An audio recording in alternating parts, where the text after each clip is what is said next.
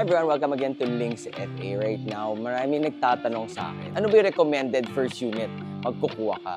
So, syempre, I've been in the industry for more than 20 years.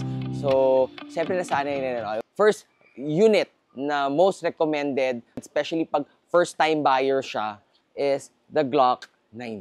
Yeah, this is the Glock 19, of course, made by Glock. It is already in its 5th gen. So, daming units natin na provide sa mga clients natin. Ito usually lagi na nire-recommend ko. Bakit yung recommend compared sa ibang units is its size. Kasi usually, pagkakukuha ka ng unit, ang nire-recommend ko as your first unit is hindi na masyadong malaki, hindi na siya sobrang liit. Sakto lang. Kasi it's considered as a compact gun. It is small enough for concealed carry. Okay din siya para practice shooting sa shooting range at mag-training rin for such other things. Also good for home defense. For me, nandito na lahat ng balance for its size and ano yung talagang sakto for the first unit purchase. What also I like about it is paano siyang gamitin. Of course, the Glock is made with its special safe action trigger. Wala na siyang safety, sana lang at putok na lang siya. Very popular, of course, as you can see sa mga movies. Madali siyang i-recommend sa mga clients. Reputable na rin to dahil marami na rin mga law enforcement agencies, mga military who adapted using this brand. I think Glock is already one of the top 3 most recognizable brands. Like I said,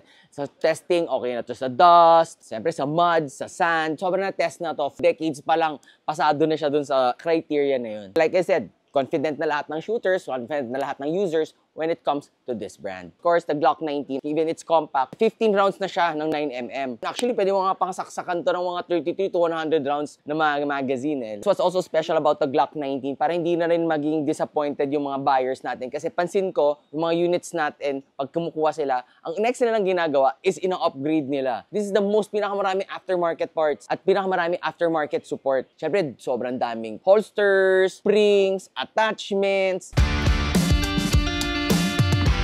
Iba-iba yung sights. Itong unit naman na to, this is the non-modular optic system. Meron din tayong MOS, which is you can put a red dot here like this, mga ganitong mga pictures.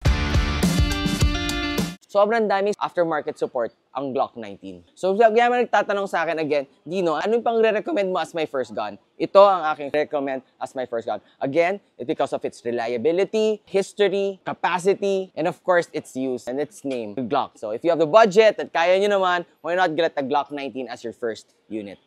Again, I want to say thank you to everyone who's watching here in Links FA. Don't forget to follow us here in Facebook, Instagram, YouTube. Don't forget to call our hotlines during business hours. If you may have any questions. And again, please write down below kung ano yung mga other questions nyo para masagot natin. And I can help out mga viewers natin here in Links FA. Again, this is Dino, and I'll see you on our next show. Thanks, guys!